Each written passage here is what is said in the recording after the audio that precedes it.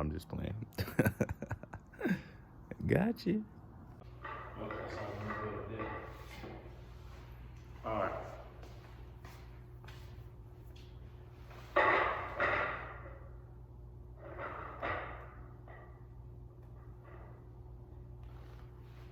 All right. So 1 year, I'm supposed to go, spend some time with my father, try to build that relationship. Right? This is after probably years of seeing him. So that's exactly what I did. This takes place in Detroit, Michigan, or Hamtramck, Michigan, for people who know Michigan. It started out cool. He seemed like a nice dude. And that's how I started out, you know what I mean? I thought, okay, maybe we'll be able to build a solid relationship. He seems cool, he seems like he cares about me, blase. Even though he's never really been in my life for most of my life, seems like he wants to change, you know what I mean? Give him the benefit of the doubt. So I'm gonna say about 2 weeks in, 2 weeks in, that's when stuff just, the script was completely flipped on me. First thing first was, I lost my phone. Now, me personally, I know I don't really lose stuff. I might misplace something, but I don't really lose it. But I really could not find my phone at all. A couple days later, he says, come outside with me. So I go outside with him, right? And he's like, he has my phone. I'm like, oh wow. He's like, look, you're not getting this phone back. I don't know what you got in this phone or who you calling you're not getting it back. You know what I mean? So that's number one. He took my phone from me. I don't know if he was gonna use it. I don't know, but that was red flag number one. So red flag number one, he takes my phone. I'm like, all right, whatever. Fast forward, I get enrolled in school. And he starts making threats if you don't do good in school, basically, you better do good in school or else, there's consequences. And not the type of consequences that's oh, I'm gonna ground you, blase. The type of consequences I'm gonna put my hands on you. I mean, me personally, I always did semi-decent in school, but I mean, as you could imagine, after him threatening me, I made sure I did super good in school. So that's what it was. Did good in school, right? Fast forward, I'm starting to miss clothes, I'm starting to miss shoes. Takes all my shoes. I came there with, Nikes, name brand stuff. Takes all that. He's like, you don't need that. So we go to the store, and he buys me some, some Reeboks or something, some stupid stuff. Pretty much. I don't know what his idea was, taking these stuff away from me and replacing it. Now, I know he has a lot of animosity towards my mother for how things went. And basically, my thing was he was taking that all out on me. So he took everything that he probably felt my mother gave me away from me when I went to spend some time with him. And he replaced it with lower brand bullcrap that he got. Fast all the way forward. Right? I'm already in school, I'm going to school. And after school, I would go to the library, or we would go to the library. A couple people would just go to the library after school. That's normal, right? Y'all ever went to the library after school? You just go to the library, I don't know, to get a book, to get a movie back then, whatever dudes was getting. So go to the library, right? And mind you, and I don't have no phone, so it's not like I could tell anybody or call anybody or anything. I just went to the library. That was a problem. Mistake number one. So I forget I don't even know how he knew where I was. He ends up coming to the library and super pissed. I seen him, first thing I seen him, he's super mad, pissed off. So I'm like, what the heck did I do? You know what I mean? I'm like, what did I do? But I clearly see that he's mad at me. So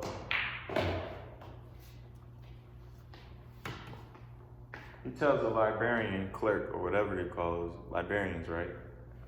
He tells her that I'm not allowed to come in there without him or something like that. I'm not allowed to come in there. If they see me kick me out. That's what he tells the librarian. So it was dead for me going there anymore, pretty much. So I'm like, all right, what am I gonna do after school? Maybe I can shoot some hoops. So that's what I do. I start after school, shooting hoops, go home, drop my stuff off, you know what I mean, get a ball, go to the court, shoot hoops. Regular stuff, right? I mean, at this point, I'm in high school, so it's like, you can imagine how young I was. I was probably maybe 16, 17 at this point, right? And so he comes to the court, right? Pissed off at me again. He pulls me to the side after I'm done playing basketball and everything. And he's like yelling at me like, you think you're an adult? You think you're grown? Blah, blah, blah, blah. Boom! Just punches me right in my face. He's like, so I get punched in the face. I don't know if y'all ever been punched in the face. First of all, let's start off with this. My father is like 6'11". So you can already you ever been punched in the face by somebody over 6'11"? You could already kind of get an idea of how his size, you know what I mean? Bam, punches me in my face. He's like, you think you're an adult? You think you do whatever you want? Blah, blah, blah, blah. He's like, come on, let's fight. I'm like, I'm not about to fight you. Like, even though like low key, I wanted to fight him, but I knew like that was only gonna make things worse. It was just probably gonna end way worse if I did fight him. So I ain't fight back. Admittedly, I did not fight back. So he just starts wailing on me. Boom, boom, boom, punches me, right? Knocks me out. All I remember is getting up off the ground, bloody nose, bloody lip, getting up off the ground, and like him standing over me, like yelling and stuff. That's all I could really remember. And then I'm just like, I just start crying. I start crying because I'm like, yo, like, first of all, what did I do to deserve this? Second of all, like, I thought like just 2 weeks ago I thought you was a changed man. I thought, you know what I mean, you wanted to build a relationship with me and stuff like that. So I was just like real mentally, I was like hurt. Physically, of course, but mentally I was just like super hurt. Like I really couldn't believe it. He was beating me, pretty much just wailing on me for just, a simple reason like that. So we're walking back to the house, he's still yelling and doing whatever. I'm kind of crying and bleeding and stuff. And he's like, don't you ever leave your grandmother in that house by herself again. Now, how am I supposed to know that some cable guys or some guys are supposed to be coming to a house to inspect them? I didn't know that, but he's supposedly mad at me because he said I left my grandmother in the house with some men by herself, like as if I knew that. So I mean, I could go deeper into that, but I'm not even gonna touch on that. I'm gonna just try to stay focused on, him and me, me and him. So I'm like, man, so that was the first time my father pretty much beat me up. Like real, it's even worse than what I'm saying, but I'm not trying to make this a long drawn out thing. So long story short, I didn't have a relationship with my father growing up, and I tried to give him the benefit of the doubt, and I tried to build that with him, but it just went left. And that was just the start of a whole bunch of other stuff. So at this point, after this happened, at this point, after this happens, right? I'm like, in my mind, I'm like, man, I gotta leave. I gotta get out of here. Like, this is wild. Like, if he just beat me up like that over a reason like that, who knows how far he's willing to take it. At the same time, I'm super young, I'm super small. So I'm thinking about like, yo, I gotta run away. I gotta run away because he's gonna kill me. Like, who knows what the next thing I do and he don't like it. He just, you know what I mean? It could go super left from there. So I'm like, I gotta get away. So I start planning my runaway. Somehow, some way, I forget how I got a phone. I was able to, hold on, somebody's coming in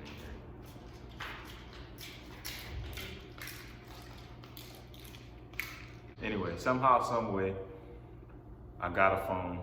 I called my mother and I told her everything. And then she's like, okay, I'm coming to get you. I couldn't trust nobody at this point. I'm living with my cousins, I'm living with my aunties, I'm living with a lot of people at this point. I didn't trust any of them. They were all you know, from his side of the family, my father's side of the family, my aunties, my cousins and stuff, which all turned a blind eye to all of this, which is a whole nother story too. I mean, it is what it is. They could watch this and feel some kind of way, I don't care. They turned a blind eye to that as well. So I started playing in my runaway, right? Literally every single day I would take maybe like a shirt or two, a pair of pants, you know what I mean? I would take like my belongings to school with me and put them in my locker.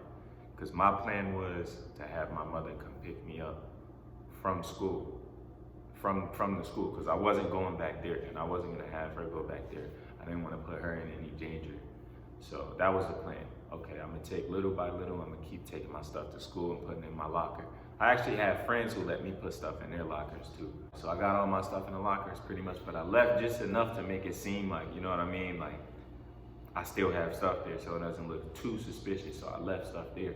I remember asking my cousin to help me carry some stuff in his bag so that I could put it in my locker so that, you know, when my mother comes to get me, I could get all my stuff and leave.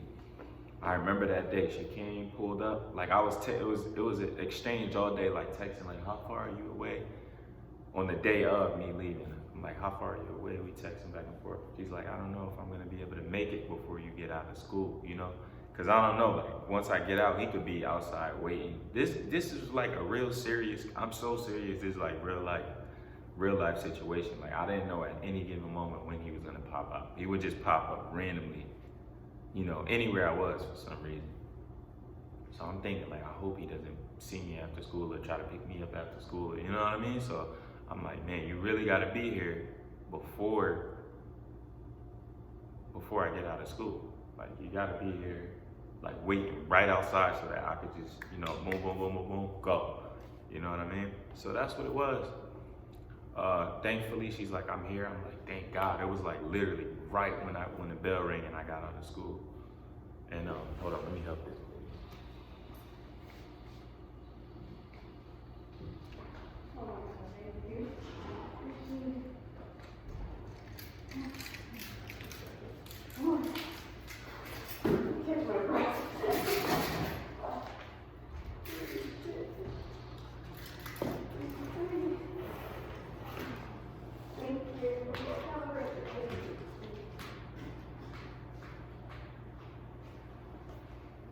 So, anyways,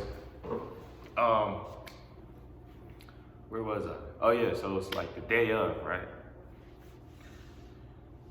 So she's like, I'm outside, blah, blah, blah. I'm like, phew, like my heart literally just dropped, like, thank God. Like, I probably shed a tear. I ain't even gonna hold you. Like, I probably shed a tear. This is how scared I was in fear of my life, you know, from my own father, my own biological father, and all the mental abuse he's put me through, all the physical abuse. Like I said, this is just the tip of the iceberg. Like, it's a way longer conversation if I was to go down everything. But my heart just drops, like, thank God. Like, I know I shed a tear. I was just so happy, like, okay, I gotta do this. So I'm packing everything in my bag. My friend helped me pack some of this stuff in his bag. He's like, what's going on? I didn't tell him what was going on either. I didn't tell nobody what was going on. Besides, like, no, I don't think I told him. I don't remember telling anybody what was going on. But yeah, he helps me pack some stuff in my bag. So we loaded in the car. As soon as I got in that car, I just felt like, thank God, like, I'm gone. Like, I'm never, ever seeing him again, like, period. Like, I would never see this dude again. I actually haven't seen him since that day. And that was years ago. That was probably 3, 4, 5 years, maybe 3, 4, 5 years ago, yeah. And yeah, that's my little story about, you know, getting in a fight with my father, but it really wasn't a fight. It really wasn't a fight. It's kind of like a war, like a mental war / physical war. Like every day I woke up, I didn't know what was going. Pretty much, I don't know. People may not be able to relate to the actually waking up every single day and not knowing like how your day's gonna go for you physically and mentally, like how your day's gonna go. Literally waking up in fear every single day, like you gotta do everything to a T. Like I can't even describe the mental cage I was in. I can't even describe like the mental abuse I endured. I really can't describe it in words. I don't know how, but I know there's people out there that may go through their own, you know, kind of mental battles with somebody. Maybe it's not family, maybe it's something else, you know. So that's why I'm sharing this with y'all to, you know, get a better understanding of the kind of person I am, what I come from, you know, what I had to deal with. My life isn't perfect, you know. My life is bittersweet. You know what I mean? I had things happen in my life that was just, I've never really told this story. I've never opened up about this to anybody, period. Like, I've never told it because it was just like, I know, like, to me, it's pointless. And I know you may feel like this if you're watching this with some kind of problem. Maybe you're depressed or anything like this. Anything like that has to do with like your mental. I know you might feel like this too. I just felt like if nobody was going to be able to relate to me, so nobody's going to be able to understand like what I'm going through, so therefore nobody's going to be able to really give me advice or even maybe sit there and listen, you know what I mean, because they just can't relate to like actually what I had to go through. So I just felt it was better for me to just, you know, keep it to myself. But I don't know, I feel like a load was just lifted off my chest, just saying all of that, just kind of opening up about that. Because now I know a lot of people might watch this and might know that now, and that just might, you know what I mean? I just feel like I just relieved the burden off my chest. And this is the reason why I come on here and kind of like, you know, give positive energy, give love out to people who's watching my videos, because we're all going through something mentally. We're all going through something. And I just want to kind of be an advocate for like, look, I made it through all of these things and I continue to still remain, you know, a good person, positive person. Not perfect, but you know what I mean? The best I can be.